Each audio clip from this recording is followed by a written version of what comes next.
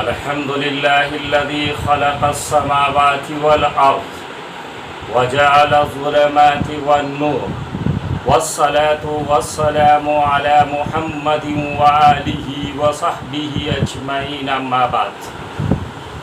میرے پیارے پیارے نوجوانوں، بہنوں اور بھائیوں، میرے رب نے اپنی مقدس کتاب میں فرمایا جس کا مفہوم و مراد یہ ہے، یہ وہی نوجوان ہیں جنہیں اصحاب کہف کہا گیا. انہوں نے جب اپنے دین کو بچاتے ہوئے غار میں پناہ لی تو یہ دعا مانگی، اے ہمارے پروردگار، ہم کو اپنی رحمت خاص سے نواز اور ہمارا معاملہ درست کر دے. کہتے ہیں ایک بادشاہ دقیانوس تھا جو لوگوں کو بتوں کی عبادت کرنے اور ان کے نام کی نظر و نیاز دینے کی ترغیب دیتا تھا. اللہ تعالیٰ نے ان چند نوجوانوں کے دلوں میں یہ بات ڈال دی کہ عبادت کے لائق تو صرف ایک اللہ ہی ہے جو آسمان و زمین کا خالق اور کائنات کا رب ہے. یہ الگ ہو کر کسی ایک جگہ اللہ واحد کی عبادت کرتے. آہستہ آہستہ لوگوں میں ان کے عقیدے توحید کا چرچا ہوا تو بادشاہ تک بات پہنچ گئی. اس نے انہیں اپنے دربار میں طلب کر کے ان سے پوچھا تو وہاں کھڑے ہوئے اور انہوں نے یہ اعلان کر دیا کہ ہمارا رب تو بس وہی ہے جو آسمانوں اور زمین کا رب ہے. ہم اسے چھوڑ کر کسی دوسرے معبود کو نہ پکاریں گے. اگر ہم ایسا کریں تو بالکل بیجا بات کریں گے. تو میرے رب نے فرمایا تو چلو اب فلاں غار میں چل کر پناہ لو. تمہارا رب تم پر اپنی رحمت کا دامن وسیع کر دے گا اور تمہارے کام کے لیے سر و سامان مہیا کر دے گا.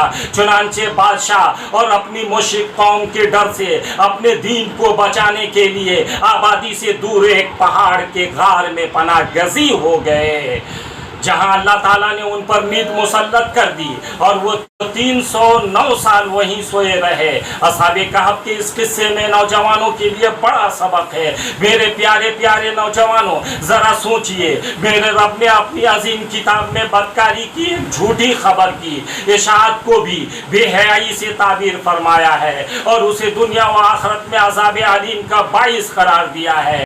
جس سے بے حیائی کے بارے میں اسلام کے مزاج کا اور اللہ تعالیٰ کی منشا کا اندازہ ہوتا ہے کہ محض بے حیائی کی ایک جھوٹی خبر کی اشاعت عند اللہ اتنا بڑا جرم ہے. تو جو لوگ رات دن ایک مسلمان معاشرے میں اخبارات، ریڈیو، ٹی وی اور فلموں، ڈراموں کے ذریعے سے بے حیائی پھیلا رہے ہیں اور گھر گھر اسے پہنچا رہے ہیں، اللہ کے یہاں یہ لوگ کتنے بڑے مجرم ہوں گے. اور ان اداروں میں کام کرنے والے ملازمین کیوں کر اشاعت فاحشہ کے جرم سے بری ذمہ قرار پائیں گے. اسی طرح اپنے گھروں میں ٹی وی لا کر رکھنے والے جس سے ان کی آئندہ نسلوں میں بے حیائی پھیل رہی ہے، وہ بھی اشاعت فاحشہ کے مجرم کیوں نہیں ہوں گے.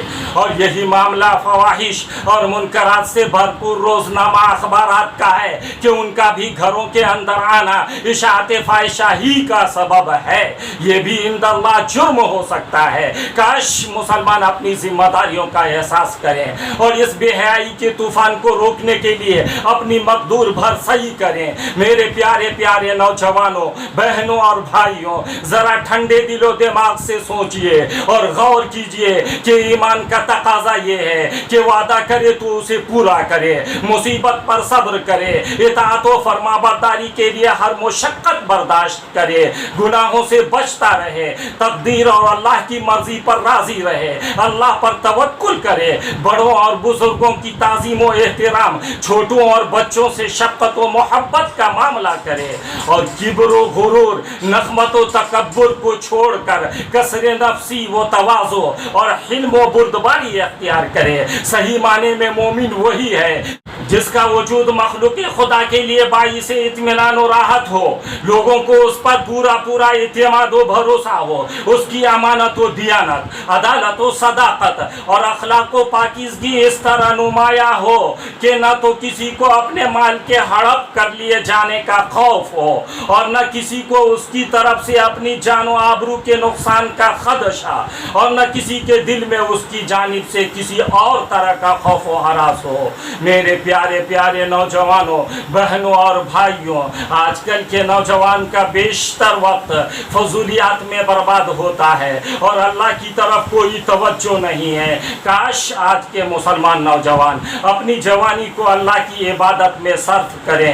اللہ تعالیٰ سے دعا ہے کہ اللہ تعالیٰ ہم سب کو سچا پکا مسلمان بنا دے. آمین یا رب العالمین. وما علینا الا البلاغ.